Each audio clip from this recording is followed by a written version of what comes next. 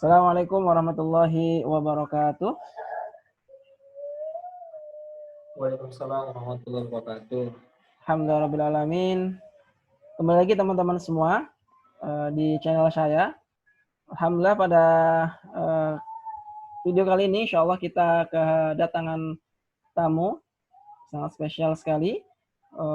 Beliau merupakan teman-teman semua, pada video ini insya Allah kita akan sharing yaitu terkait dengan koperasi syariah, ya, koperasi syariah dan perannya dalam pengembangan wakaf yang ada di Indonesia. Nah, alhamdulillah telah hadir di tengah-tengah kita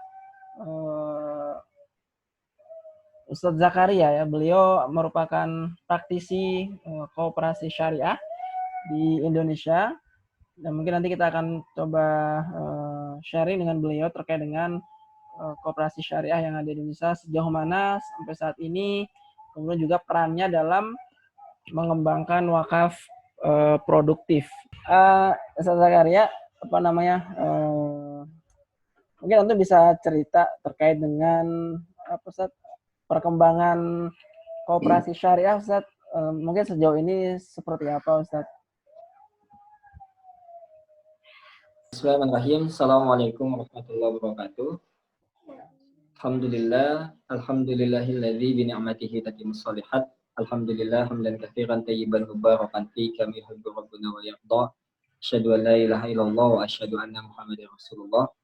Allahumma shalli ala sayyidina Muhammad wa ala ali sayyidina Muhammad. Maba'ad. Ya, Ustaz Fazal, terkait dengan koperasi syariah, perkembangannya pasti juga kita tidak akan terlepas dari koperasi konvensional.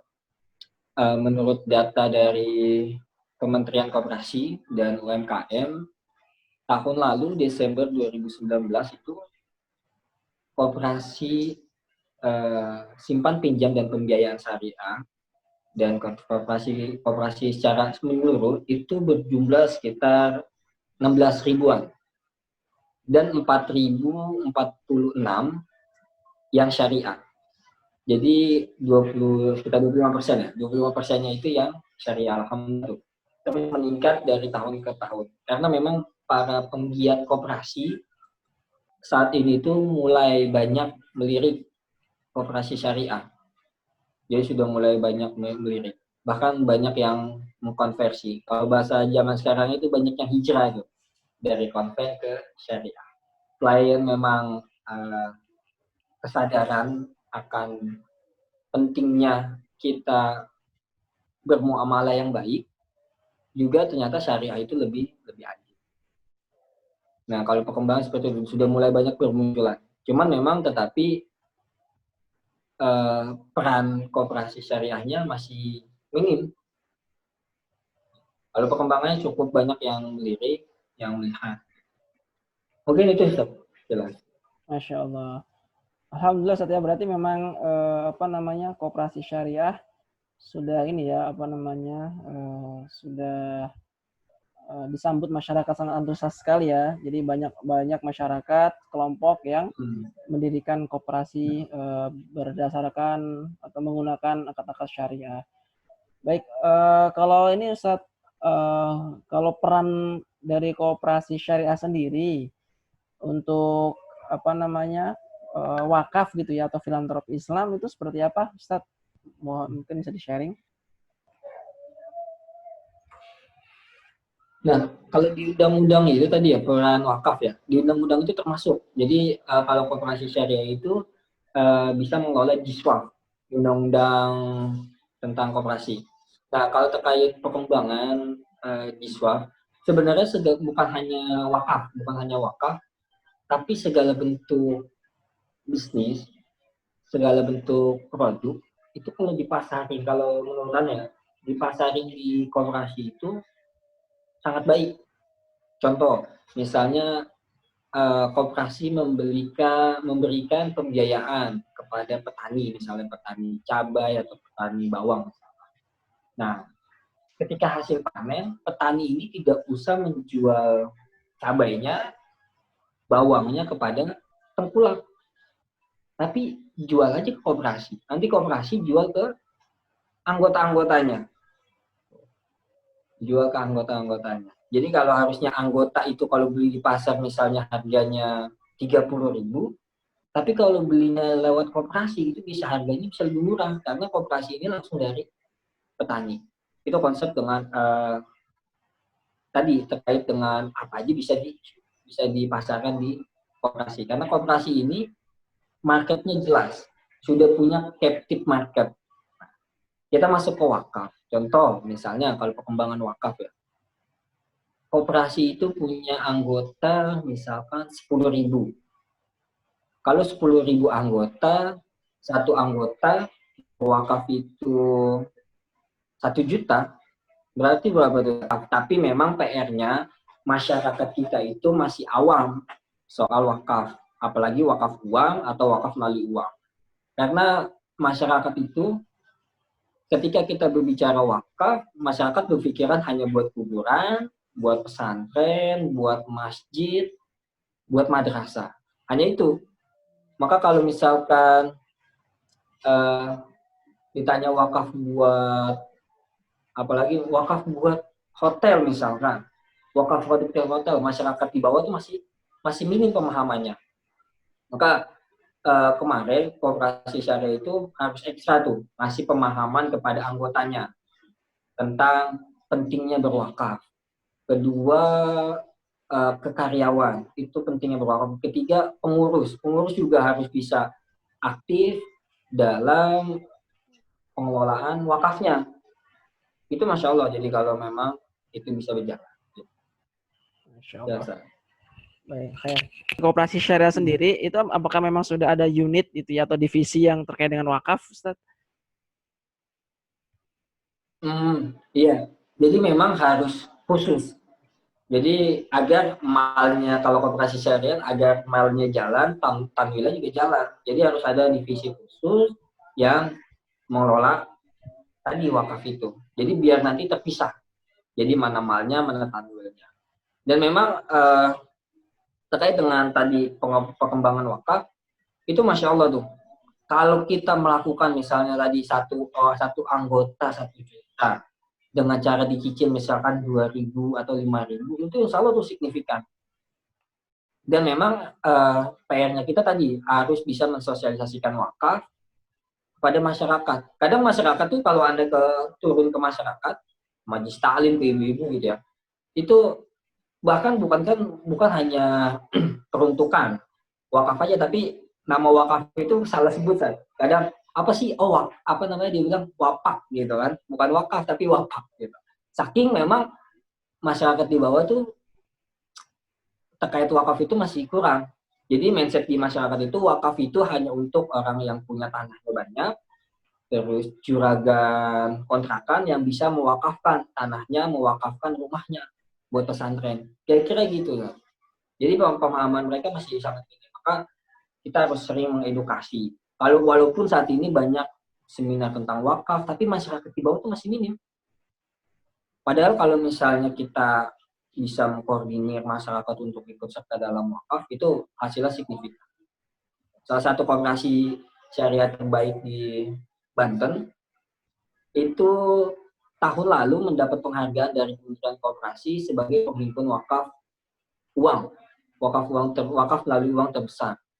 Mencapai kurang lebih 7,3 M saat itu. Bahkan yang Sidogiri itu yang sudah dahulu mengelola wakaf itu kalah sama yang di Banten itu. Itu saking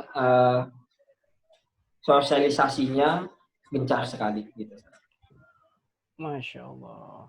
Oh, berarti ini berarti memang apa namanya Koperasi Syariah sendiri saat ini memang ini ya sudah mulai arah ke sana gitu ya, terkait dengan tadi ya disampaikan baitul malnya gitu ya, malnya sudah jalan gitu ya. Alhamdulillah sih kalau seperti itu, alhamdulillah. Ini saat kalau di Koperasi Syariah sendiri ya terkait dengan pemberdayaan masyarakat yang tadi apa namanya bahasa kayak hasil pengelolaan wakaf gitu ya. Itu apakah sudah ada saat mungkin untuk mauquf alaihnya gitu ya, untuk mauquf alaih apakah sudah ada kalau di Koperasi Syariah misalnya? Penerima manfaatnya gitu ya. Nah, tadi kalau misalnya kita bahas koperasi, mauquf alaihnya juga dari anggota. Jadi asas koperasi adalah dari anggota untuk anggota dan buat anggota. Jadi kembali lagi ke anggota. Jadi yang di Banten itu pengelolaan wakafnya ada salah satu programnya wakaf sawah, sawah produktif. Jadi sawahnya asetnya beli dari wakaf, yang menggarap sawah tersebut adalah anggota. Jadi sawahnya digarap sama anggota dan hasil panennya itu dijual lagi berasnya kepada anggota. Itu ya udah muter di situ aja. Jadi pemberdayaan di situ. Selain tadi dari wakaf, nanti misalnya kayak tadi tuh lahan buat cabai gitu kan. Nanti yang ngelolanya anggota, hasil panennya jual lagi ke anggota. Jadi anggota harusnya misalnya beli cabai 30.000, beli beras misalnya harganya 10.000. Kalau belinya di koperasi tadi make sawahnya sawah wakaf, itu harganya bisa lebih murah. Harganya bisa lebih murah dan anggota juga senang. Oh iya ternyata ini ini berasnya itu berasnya dari wakaf yang kita kumpulin loh, gitu kan. Itu senang deh anggota. Masyarakat senang pemberdayaannya. Untuk ini untuk pemberdayaan sendiri tadi ya penerima wakaf alaih itu apakah kira-kira bisa untuk disasar gitu ya, itu selain anggota kira-kira apakah bisa Ustaz kalau di koperasi syariah gitu misalnya untuk mauquf alaih mauquf alaih Ustaz, untuk mauquf alaih itu kan apakah bisa di luar anggota Ustaz? Selama ini gimana? Nah, iya, jadi tergantung ya Ustaz. Kalau secara global memang koperasi itu masih banyak yang membutuhkan anggota. Tapi memang ada beberapa koperasi yang bukan hanya anggota, tetapi non-anggota juga bisa mendapatkan hasil, bisa mendapatkan manfaat dari koperasi itu. Contoh yang tadi saya bilang, karena di Banten ini salah satu kalau saya lihat koperasinya menjadi kiblat koperasi syariah di Banten. Itu ada program yang namanya kalau terkait dengan sosial, hibah rumah siap huni. Satu rumah itu anggarannya sekitar 55 juta. Jadi bukan rumahnya benar-benar rumah, bikinnya tuh nggak satu malam gitu kan. Kalau yang satu malam ini kita nggak satu malam, bikinnya itu ada SOP-nya 40 hari gitu kan. Benar-benar bangunannya kokoh, anggarannya 55 juta, itu non-anggota juga bisa dapat manfaat. Banyak non-anggota yang bukan anggota koperasi itu dapat manfaat dari koperasi tersebut. Bahkan ketika dia dapat manfaat, akhirnya yang tadinya mungkin kategorinya tadi ya, kalau hibah rumah itu mustahik kan, mustahik, lalu setelah dia dapat hibah rumah dikasih pinjaman Qardul Hasan buat si anggota modal usaha. Setelah dikasih modal, anggotanya akhirnya jadi anggota tuh. Jadi anggota akhirnya bukan hanya minjem, tapi non anggota ini jadi anggota lalu dia ikut nabung juga. Jadi mulai dari penerima manfaat, mendapat pinjaman, Qardul Hasan, lalu ikut nabung. Jadi kalau dilihat siklusnya itu ternyata sosialnya sudah mulai meningkat tuh, yang tadinya menerima manfaat, dapat pinjaman lalu nabung. Jadi bukan hanya untuk anggota, Ustaz. Oh, Masya Allah. Memang artinya dahsyat sekali Ustaz ya, jika misalnya seluruh koperasi syariah yang ada di Indonesia gitu ya, atau yang berbadan hukum koperasi berprinsip syariah gitu bisa menerapkan ini Ustaz ya, bisa menerapkan wakaf gitu ya. Tadi sharing ya dari Ustaz Zakaria, praktisi praktisi koperasi syariah ya, dan penggiat wakaf juga insyaallah. Baik teman-teman semua, alhamdulillahirabbil insyaallah sharing kita akhiri karena waktu juga Ustadz. Jazakallah khair Ustadz atas Ustadz Zakaria atas waktu antum. Masya Allah di tengah kesibukan antum, alhamdulillah bisa meluangkan waktu di tengah-tengah kita. Baik bagi teman-teman semua, terima kasih telah menyaksikan video ini. Semoga bermanfaat. Jangan lupa juga untuk men-share ke teman-teman insyaallah ya, teman-teman yang lain yang berkeinginan gitu ya untuk belajar wakaf atau belajar koperasi syariah, belajar ekonomi Islam ya, bisa di-share ke teman-teman semua. Baik, jazakumullah khair teman-teman semua. Ustadz Zakaria barakallahu fikum. Saya akhiri teman-teman semua. Insyaallah kita ketemu lagi di video-video berikutnya. Semoga bermanfaat. Assalamualaikum warahmatullahi wabarakatuh.